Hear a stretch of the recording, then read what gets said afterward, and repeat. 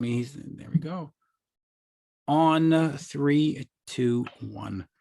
We are speaking with the one and only SohoJohnny. He is, of course, a person who has set up many charitable events, especially the Let Me Help Inc. Soho, as we say here in Montreal, bonjour, how are you? How are you, Mitch? And thank you for having me on your show today. Yeah, absolutely. So here's what I want to start with, because a lot of the fans that listen to me, you know, when I interview David Coverdale from Whitesnake, they go, okay, we know who David Coverdale is. When I interview Paul Stanley, they go, okay, we know who Paul Stanley is. They may not be familiar with you. So let's just start off with a brief introduction and let the folks know who you are and what you do. Well, basically, I call myself the accidental tourist in what I do. It just was an organic segue into entertainment over the years.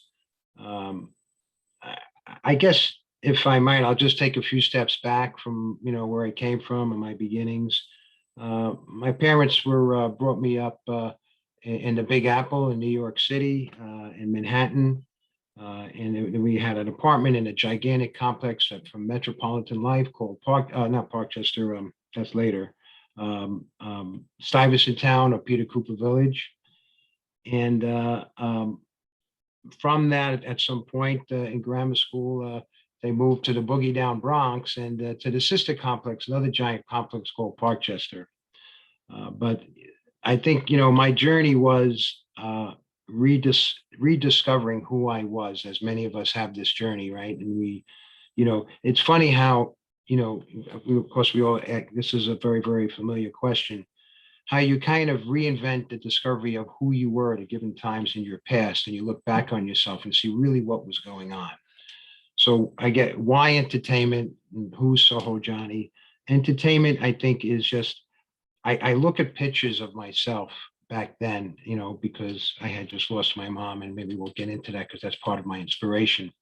And I see myself, and when I was in grammar school, now I'm going back to when schools were a lot stricter, especially a parochial school, and they didn't spare the rod, so to speak, in my day. But I was a practical joker. I always got the class to laugh, and I would bring in these practical jokes and snakes coming out of cigars. And here I am, just what, third, fourth, fifth grade, in grammar school.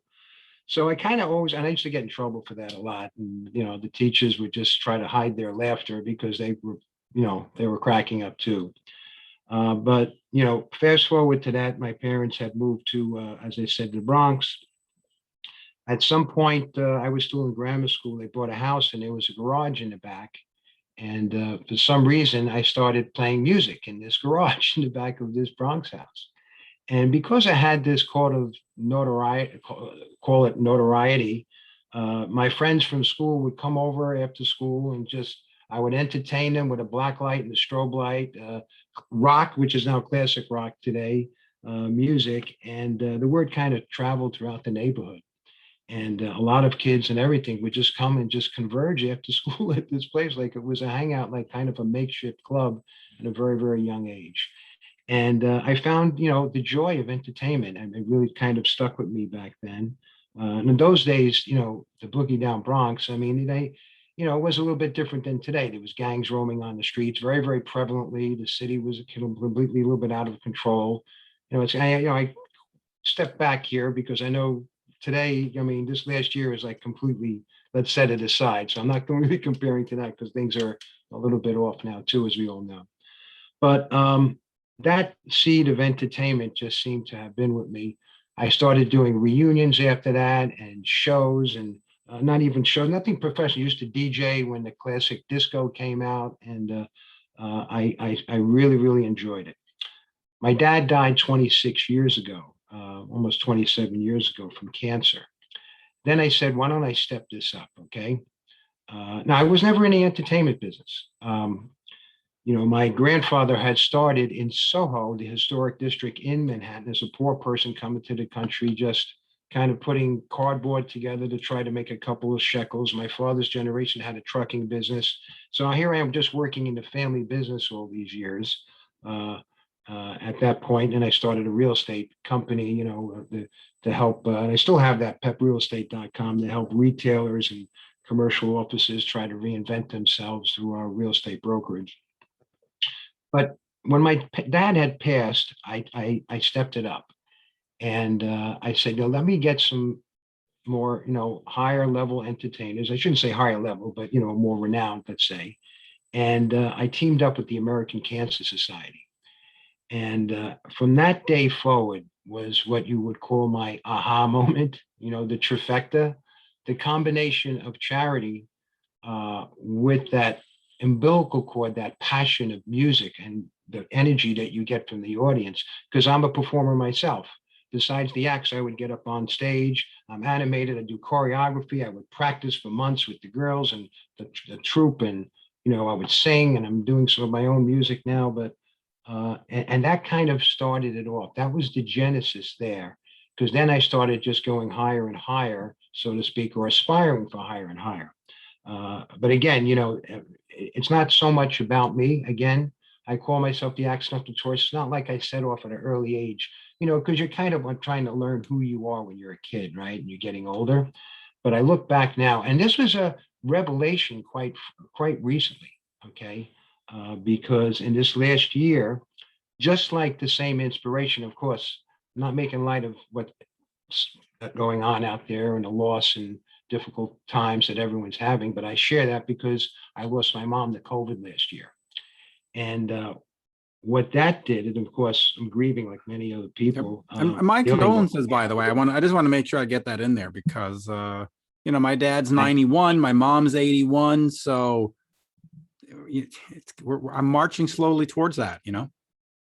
I understand, and thank you so much for saying that, because it's interesting. Listen, it's unfortunate to lose somebody for a reason like this, for this pandemic, okay? Because my mom, thank God your dad is safe. My mom was the type of person, she had a couple more years in her, and she was wonderful. I was blessed. I always consider myself blessed, no matter what gets thrown at me, because every day is a blessing and a gift. It's on my website, SohoJohnny. And I put it into everything I do, because I think there's always people less fortunate than me. And if I start off my day that way, and if everyone could start off that day that way and just interact with people, each person makes a ripple, it can make a tidal wave of good faith. And that's part of my philosophy and what I did. So, after my dad had died, I had started, taking it more seriously. And in recent years, I started SohoJohnny.com, my entertainment platform, and I represent artists and with publicity and promotions and some of my own work, and of course, still producing shows, and charity always has a part of it. And again, when my mom had passed, I already had something on the shelf, because even though I would raise money like for American Cancer Society, I said, let me make my own foundation. Not my own. You don't own a foundation. A foundation belongs to the public. You just have put it together, right?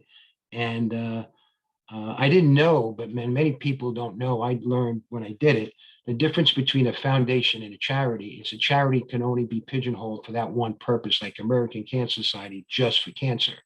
A foundation could deal with multiple charities. It could be Cancer Today, and you could do another show or some type of event, and it could be muscular dystrophy or cerebral palsy, all those other worthy things, COVID, whatever. And I have to say, so I didn't know that. I didn't know that difference. I guess you learn. I know I did. I found out myself as I was forming it. I says, all right, this is really cool, because there's a lot of great things out there. So I lost my mom to COVID. So what did I do?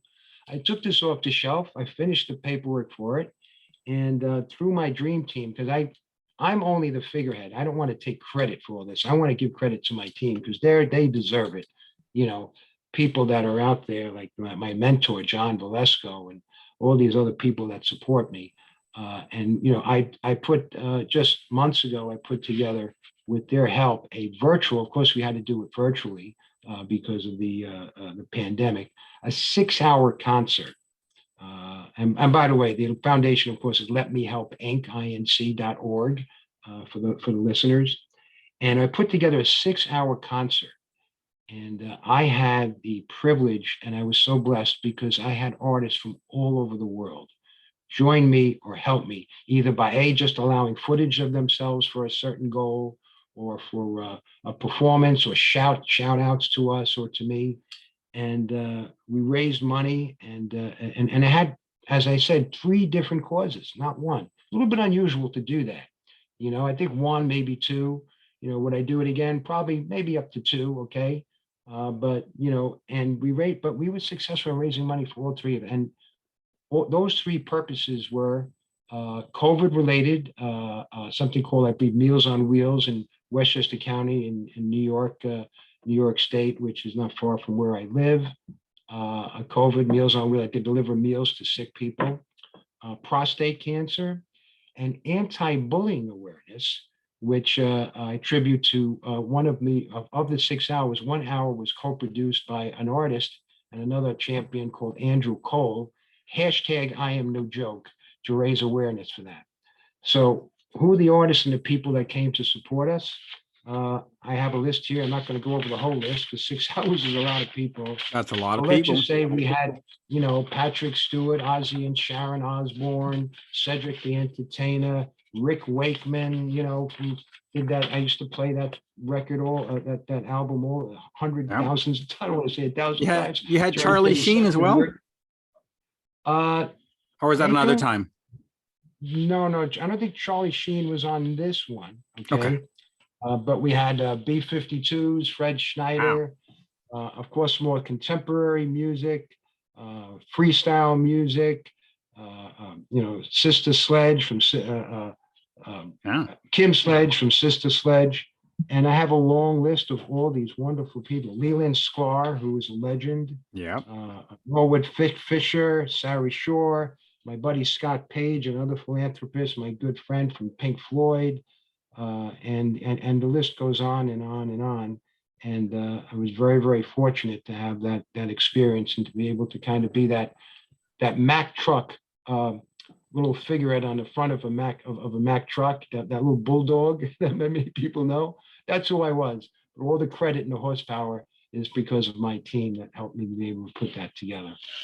So how do you I'm just curious, how did you get Ozzy and Sharon to participate? How do you get Leland? I mean, is it just because they're interested in the charity? Have you known them for 20 years? How do you get, because if I hold a charity tomorrow, Ozzy's not showing up. Well, I was collaborating with Andrew Cole, okay, hashtag I am no joke, that's the anti-bullying awareness, and Kathy Elvin, from the Creative Visions Foundation, which a lot of the listeners may know of that in LA. They've been involved. They've done, mandates with, Paul McCartney, whatever. As a matter of fact, I still have, Kathy sent me a book here. I don't know if I have it handy. Books all over the place. But Kathy is another champion in supporting that as well. So it's always been kind of like an alter ego of myself as I went forward. I'm still like just a real estate guy behind a desk down in the city now. We had sold our trucking business in the late 90s, and my younger brother and myself, and we're still doing that. And, we get a fair amount of publicity, but, again, this is not really about me. Okay. Although there's a part for business and everything else, we got to put food on the table and everything. I just think it's just been a blessing to be able to collaborate and be able to promote these type of things, as well as having a business on the business end, working with people such as, Maurice Hamilton, the CEO of the SMC Group. We are now representing artists, and what we do with them is we collaborate and we kind of find like the next great artist, and not as simple as that, but up and coming artist, and then we'll connect them to a multinational corporation like Coca-Cola or Unilever to be like kind of like their face, the poster child for a campaign. And so we've got that in the box, and we've got a certain amount of artists we're working with right now. Now, do you yourself sing? Do you get out there and perform, or are you mostly into helping others achieve their goals and their dreams? Honestly, I can't help myself. So the answer is yes. Whenever there's a show, a live show, or anything, I have something to do with it. I'm on stage, and I thrive on that energy that you get from the audience. I'm animated. I'm really into it, and that feeling, that kind of connection with the audience because I'm still this nervous. And I was a nervous, stuttering kid as a child. That's the Right. irony in this. I was just like this, I used to do practical jokes, but I was, and who knows where this came from. Right. But I just channeling this energy. Life throws a lot of things at us, okay? And I had shared my loss with my parents at different times in my life. But, I kind of chose, what do you do with this energy? You have to allow yourself to grieve, accept yourself, love yourself, not in a narcissistic way, and forgive yourself. And that's the best position you could be, to relate to other people. And then, trying to do something noble or anything like that, and keep the business in there. And I try to keep that all together. And that has created a synergy, and I think kind of leaving the light on for myself, that attracted like-minded people and beautiful people to support everything in the ventures and the productions that I do. Yeah, so I'll just remind everybody, letmehelpinc.org, and of course, SohoJohnny.com, which I got to get in there. So if somebody wants to come to you with a project, or has a charitable foundation, is that something that you will take? Will you listen to people and help put a project together? Or do the projects all come from you, and then you bring people on board? Years ago, my wife's father died of prostate cancer, and I put together a charity event. If I had to do that again, could I come to you and say, hey, I've got this thing, can you help me out? Or is everything coming just from you, if you know what I mean? I'm probably the last person. I encourage suggestions from everybody, the public, my dream team, and everything. Okay. And the suggestions have been coming. I'll tell you a couple of projects that are coming that have come to me recently. Okay. One of the artists that the bands that we're working with now and promoting are some wonderful champions, Mike Facera, Rudy, and they have Animes X, okay? Mm-hmm. That's the name of the band, and they are wonderful. They were so popular in Japan. What they are is like a metal rock band, but Yeah, with Rudy Sarzo and stuff. Rudy and everybody in the gang, and they do different. Hey, I'm no rookie. I know what I'm talking about.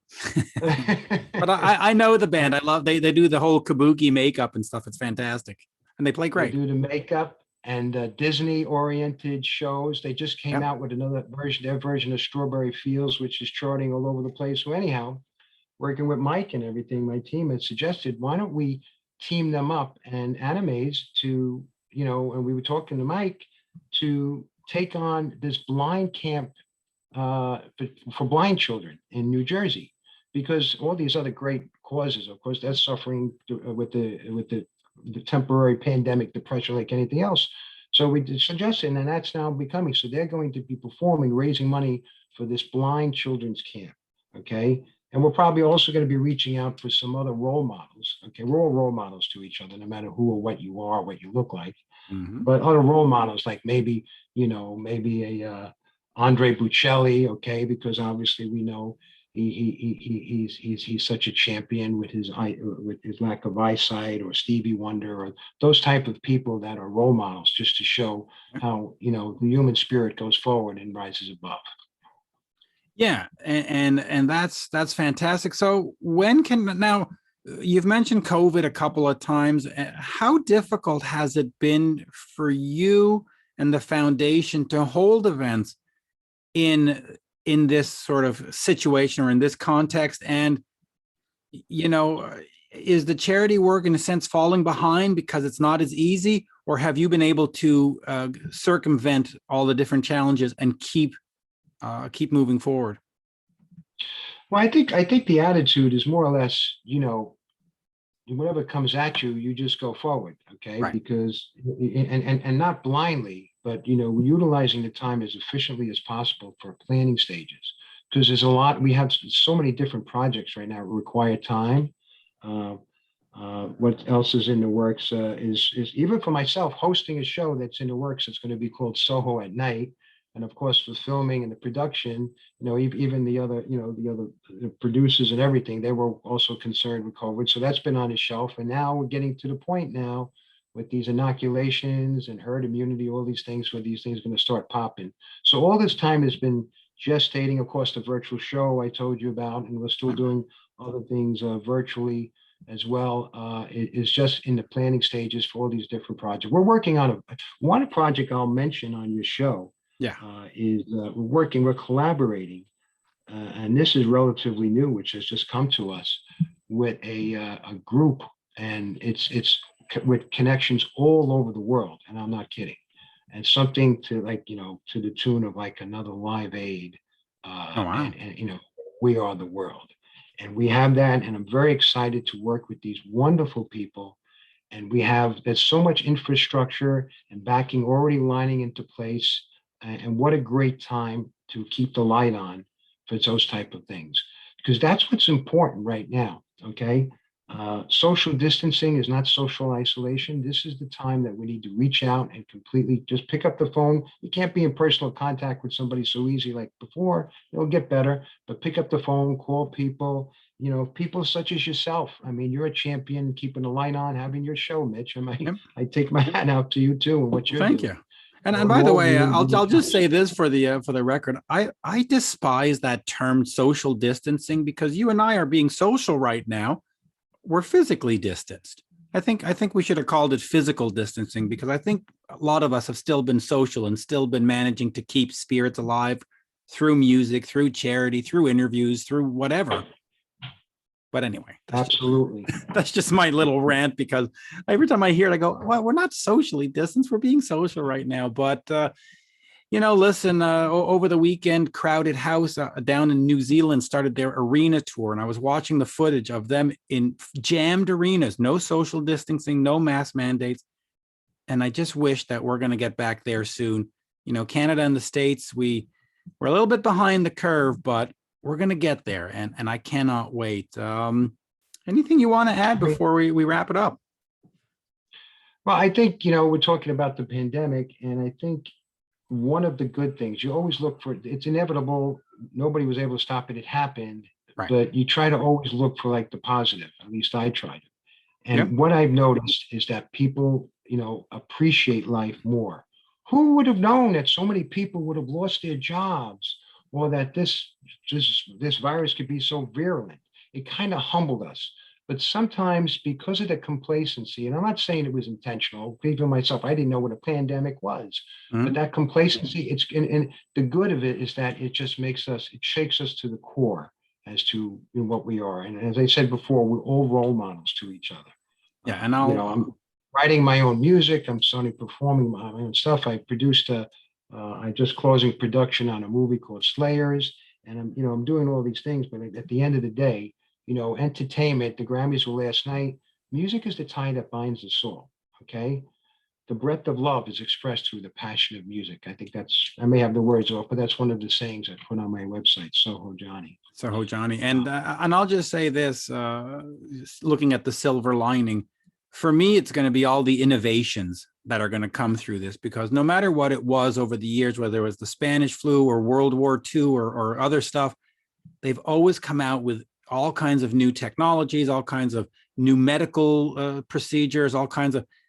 And I think Absolutely. moving forward, whether it's the virtual, the Zoom stuff, or whether it's medicals, I think innovation in the next 10 years is going to be off the chart, and it's going to be mostly because of what happened during the pandemic. So there will be some good.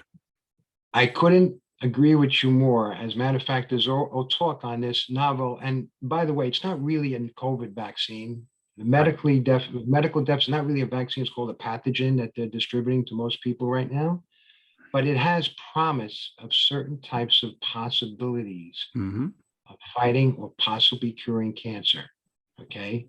It Nice. has some possibilities there. So all that technology, the greatest minds of the world working on something, great things could happen. And that's it. That's exactly feeds into the point that I just said, Mitch. Thank you for saying that, because people rise above and the human spirit. And that's exactly what I mean. There's so much good, but the most of the bad is behind us. God bless everybody out there. I know it's just a lot of people going through difficult times or mourning a loss, such as myself. But a lot of positive things are going to get better out there as time goes on here later on in the year. And the rubber band's going to snap. Streaming and live shows are always going to work together now. And we're working on some technology now that we're hoping to hit it out of the park. And it's very, I mean, we're on SohoJohnny on YouTube and Instagram for those that are interested. But again, we're very, very, very excited for what's going on right now. I think the opportunity is very, very huge for those that have the heartfelt desire and the passion to perform. And the true champions are the ones that not only stars, so to speak, the ones that would give back of their own heart, like the ones that I was grateful to have on my show in November.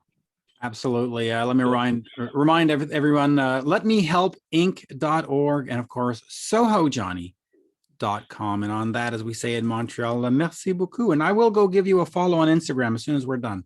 Thank you, sir. Merci. Thank you. Thank you, Mitch. God bless. Every day is a blessing and a gift, everybody. Absolutely. There you go. Cheers.